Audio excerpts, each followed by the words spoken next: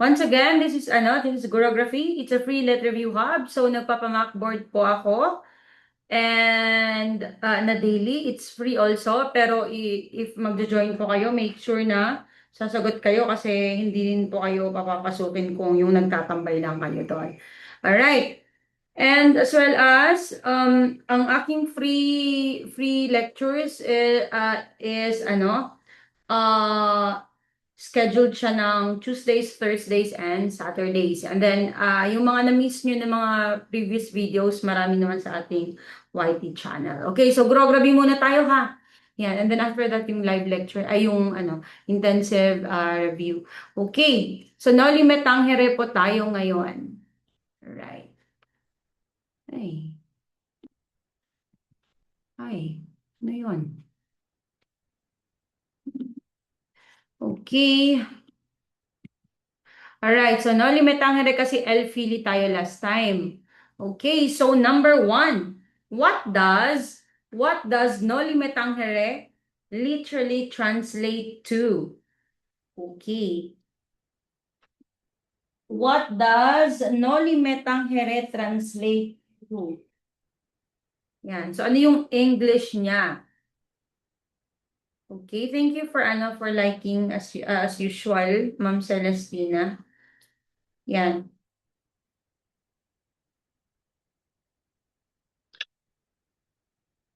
Okay, what does Noli Me Tangere literally translates to? Ano yung English? Ano yung niya? Yung literal ha? Literal. Okay?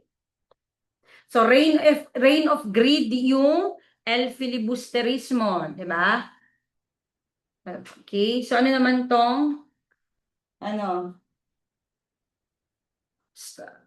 Ano yung clue niyan? Okay, it starts with T. Yan. Okay, so ito yung sinabi ni Jesus Christ kay Mary. Okay? Puro na lang kayo like ha. Hindi kayo sumasagot ha. Okay, so let's reveal then. Okay, your first question kasi ayaw nyo sumagot. Hindi ko alam kung, teka lang nga, baka may sumasagot pero ano yung ano ko. Kasi minsan mas nauuna na lumalabas dun sa ano. Okay, huy, nawala yung live ko. Nakikita nyo ba? Yeah, visible kayo, pero bakit parang hindi na visible yung live ko?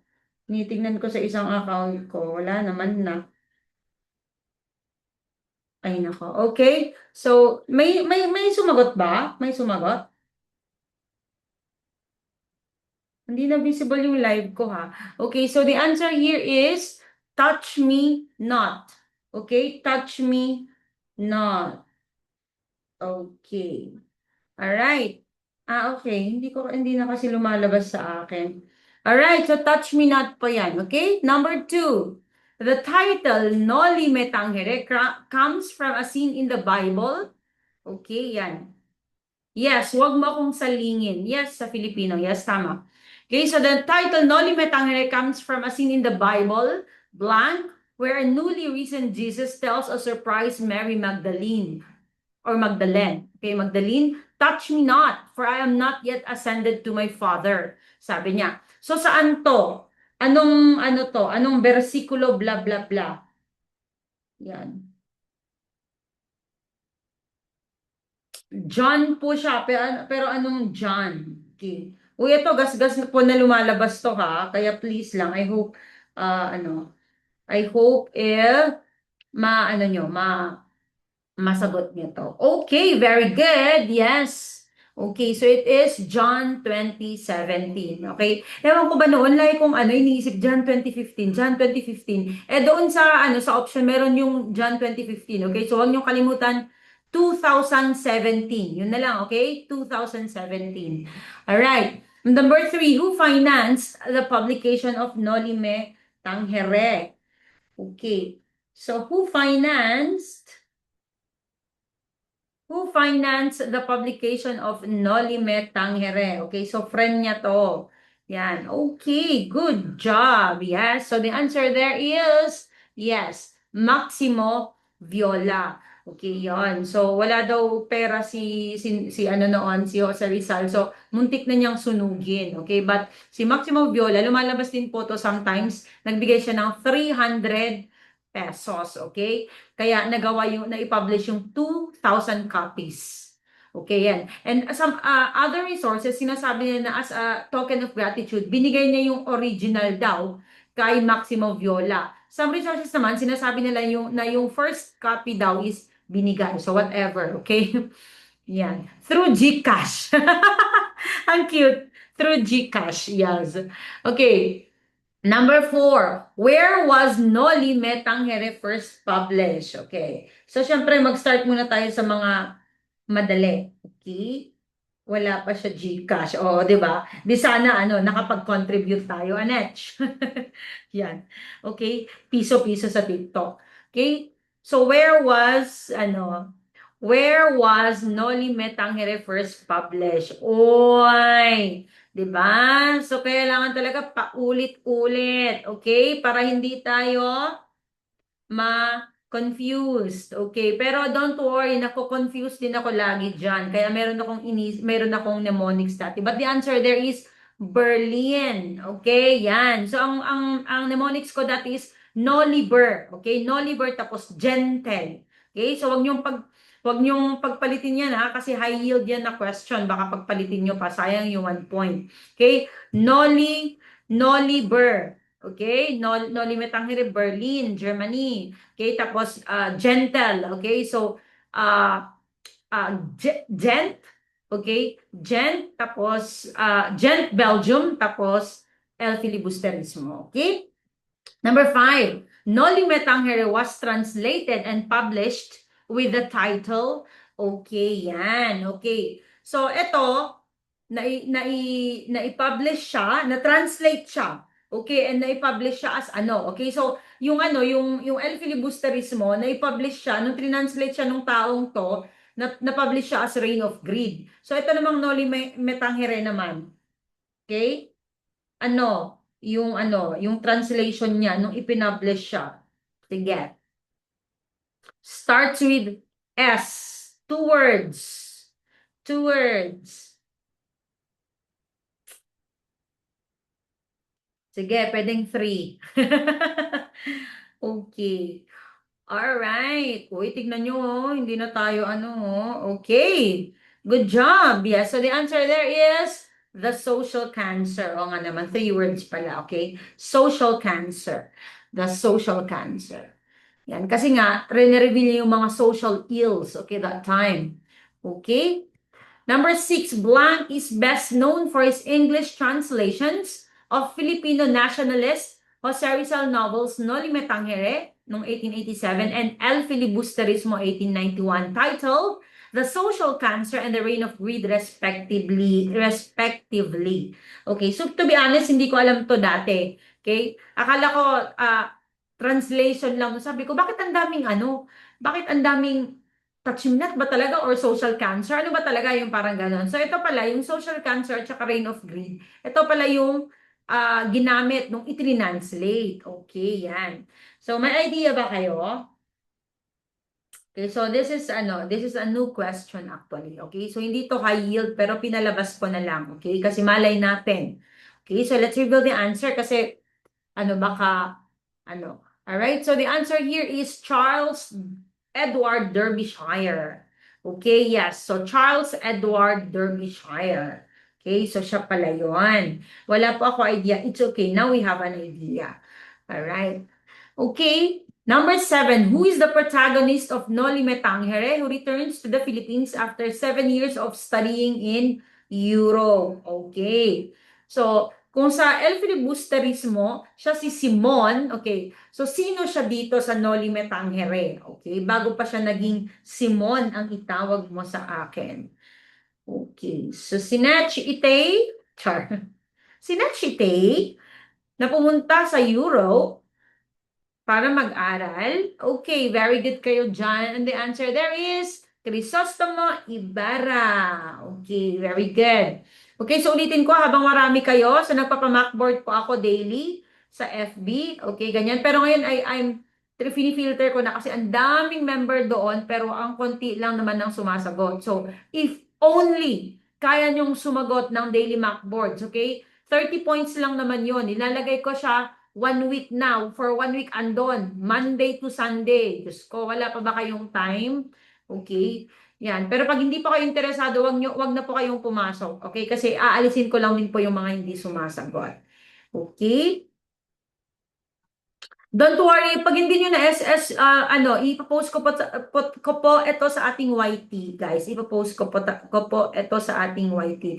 Okay, pero dahil sige, go tayo. Okay, yan. Okay, pero lahat po ng live natin lalagay ko po sa YT, ha? Alright, so, ano ba yung, okay, number 8. Maria Clara is the biological daughter of which character? Oh, yan. Kaya pala. Alright. Okay. So, sino kaya pala may sumasagot na kanina? Yes, a biological daughter of... Mag-message lang po kayo sa Blue App. Yan. Yan. Mag-message lang po kayo sa Blue App and then papasok po kayo sa GC. Pero please, kasi nag-start na ako ngayong week, aalisin ko na yung mga hindi sumasagot. Okay? Kasi hindi ko alam kung ano yung pakay nila doon. Okay? Yan. Alright. Very good. Okay? Ay, oo nga. Medyo mali nga yung pagka-question ko dito, di ba? Dapat who is the mother or father pala dapat, di ba? Okay, pero tama po kayo, okay? Yan, so padre, damaso, tama. Okay? Pero ang legal parents niya talaga, yes, free po. Free pong sumali, pero kailangan pong sumagot. Okay? Spy me. Sabi na. Actually, may nagsabi sa akin, kaya na friend ko. Yan, na parehas ko din coach. Sabi niya, huwag kang basta-basta tumatanggap ng mga ganyan. Kasi baka kinukuha yung mga ano mo. Kaya ngayon, nag-start na ako na pag hindi sumagot, alisin ko na talaga. Okay? Kasi what is the purpose of you being there? Diba? Okay, so Padre Damaso yan. So ang legal parents niya is si Kapitan Tiago tapos si Pia Alba, di ba? Yun, pero they had an affair, si Padre Damaso at saka si Pia Alba. Pero hindi yun consensual na affair, ha? Hindi pumayag si Pia Alba, okay? Pero alam mo na, si Padre Damaso talaga siya. Okay? Bad friar. Yes, free po. Ay, uulan. Sana hindi mawala ang ating wifi. At saka yung electricity kasi hindi nakasaksak sa akin. Number 9, what is the relationship between Crispin and Basilio? Yan. What is the relationship between Crispin and Basilio? Okay, buti na lang talaga, no? Meron tayan, magkapatid. O, di ba? Letter A. Okay, very good. Yes, brothers, siblings, magkapatid. Okay, they are all correct. Okay, good job kayo dyan. All right, number 10. Who is the mysterious man who was saved by Ibarra from a crocodile and later warns the latter about plots against him? Okay, yan. Sibs. O, sana all sibs. Sinibs mo ako. Very good. Yan. So, ito yung nagsabi na guys. Ito yung nagsabi na I will die without seeing the dawn. Okay, yun yung lagi ding lumalabas na who said I will die without seeing the dawn, blah blah blah. Okay? Alright. Okay, good job kayo dyan. Okay, nag-away na ang Elias at Isagani, but the answer there is Elias. Okay, sabi niya pala, I die without seeing the dawn. Sabi niya. Sinabi niya to kay Basilio. Okay, yan. Kasi sinave niya si Ibarra dito. Okay? Yan. Number 11. What is the name of Sisa's husband who beats her and their children? Okay, so sino tong pangit ang ugali niya? Okay, so what is the name of Sisa's husband? May gagaling! Kala ko walang makakuha nito. Okay, so message lang po kayo pag gusto nyo mag-mock boards, okay? Pag gusto nyo lang, okay? Wag na po kayong pumasok pag hindi kasi tatanggalin ko na lang din talaga yung mga hindi nag-ano. And then mga please mag-subscribe na rin po kayo sa aking YT. Marami na po tayong videos doon. Okay, marami pong feedback na ang daming lumabas from my videos. Especially yung mga nakalagay doon na actual questions yun. So maraming lumabas doon. Alright, and of course, tama kayo dyan. The answer there is Pedro. Good job.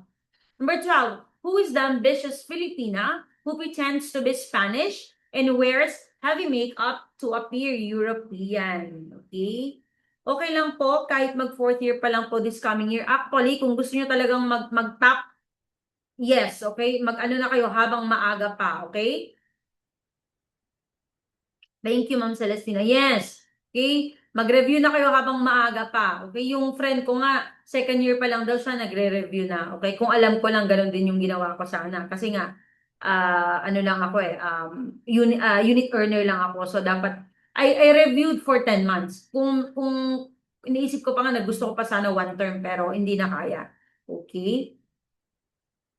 Tato ko pa ba na almost 1 month hindi naliligo si Rizal nung nasa Germany siya? Ay, hindi ko po alam. Okay. Ano pa ma'am gawin para makasali? Mag-message po kayo sa Blue App po. Okay, and papasok ko po kayo. Okay, and mag-Macboard kayo. Ang Macboard natin, pinopost ko na usually Sunday or Monday, and andun na yun hanggang Sunday. Okay, you have to give time para sumagot. Okay, alright, and it is Doña Victorina de Espanada. Grabe naman second year lala ng memory ha. Because yung friend ko ngayon, online po kasi siya nag-aaral. Kasi OFW po siya. So online siya nag-aaral ng education. So si pinagsasabay niya po yun. Okay? And she emerged as top 2. Okay? So tingnan nyo, 'di ba? Ako na 10 months lang, top 4. Oh. Di sana kung baka winan year ko pa ay another season pa sana kinaya ko sana siguro. Alright. Yan. So the Espanada pala yung niya, the Empanada. Number 13, which character is playful and talkative cousin of Maria nawala na naman na-restrict na naman tayo, who often lightens the mood and represents the carefree youth of the Filipino elite. Okay. Yan. So, yung ibang sources, sinasabi niya, cousin daw niya to. Okay, but nonetheless, ito ay playful at saka talkative. Okay, naka-close ni Maria Clara. Okay, and nagre-represent siya ng carefree youth of the Filipino elite. Okay, yan. Sino yan? May idea po ba kayo?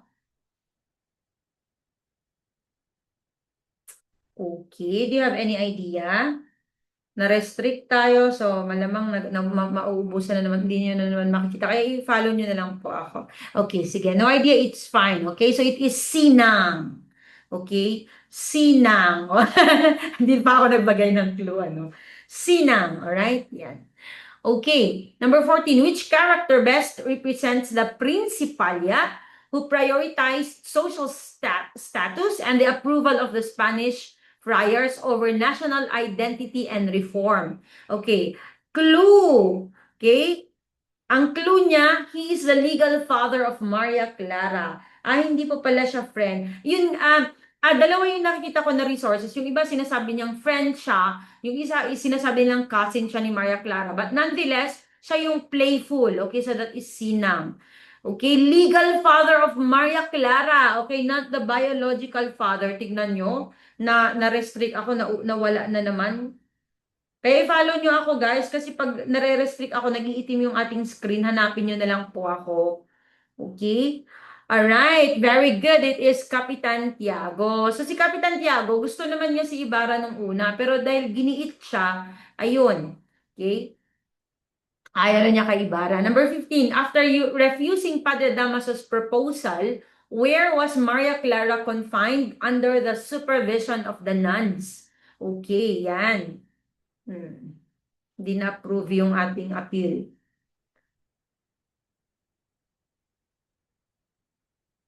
Ma'am, hindi pa ako makahabol sa September exam, July 22 graduation namin, last. Oh, it's okay. It means to say, mag-aral ka pa. It's fine. Okay? Para mas sure, 'di ba? Pag hindi ready, wag nang ipilit. Ganun lahat ng mga nagsasabi sa akin, mag-exam kaya ako? Sa tingin mo ganyan. Parang hindi ako ready, ma'am. Sabi ko, kung hindi ka ready, it's fine, okay? Wag mong kaysa yung masaktan ka pag hindi lumabas yung gusto mo. Okay? Alright, of course. So andyan na yung clue, nuns. And of course, the answer there is convent. Okay? Convent. Yan. Kasi ang gusto ni Padre Damaso, asawain niya si Linares. Yun. Number 16, what literary device is illustrated by the relationship between Crisostomo Ibarra and Elias Inolime Tangere as their contrasting beliefs highlight the themes of reform and revolution. Okay, yan. So inaaral natin to noon sa sa English. Ang tinatanong niya ay ano yung 'di ba? Meron yung protagonist, antagonist. Ano yung tawag dun sa sa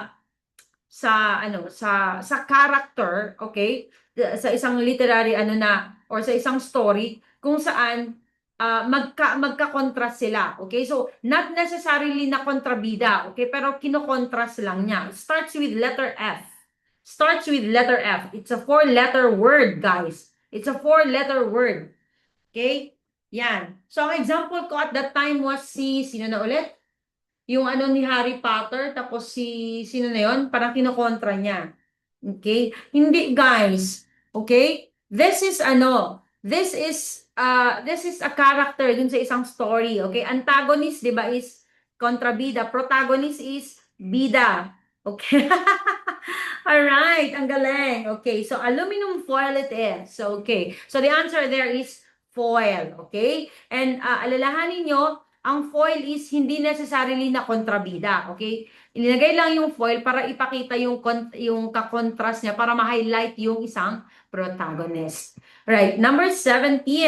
Which friar secretly desires Maria Clara despite his religious vows? Okay, again, number 17. Okay, which friar secretly desires Maria Clara despite his religious vows? Okay. Taga Ifugao po ako. Yan. So that is actually me. Okay, yan. So, yan yung damit ko kasi sa dun sa pictorial namin nung na feature ako dun sa news, local news. Yan. Okay, very good. So the answer there is Padre Salvi. Good job. Taga saan po ba kayo? Yan. So, Ifugao attire po yan. Number 18, which character is known for abusing his authority as commander of the civil guard? Okay, so ang clue dyan is commander ng civil guard. Yan. So, hindi siya particular na name ng tao. Okay, pero this is a position. Okay, yan. So, which character is known for abusing his authority as commander of the civil guard? Ang init. Huwag kang commander siya ng civil guard. So, hindi siya, okay? But good dun sa Guardia Civil. Okay, I like that. Okay, so let's reveal.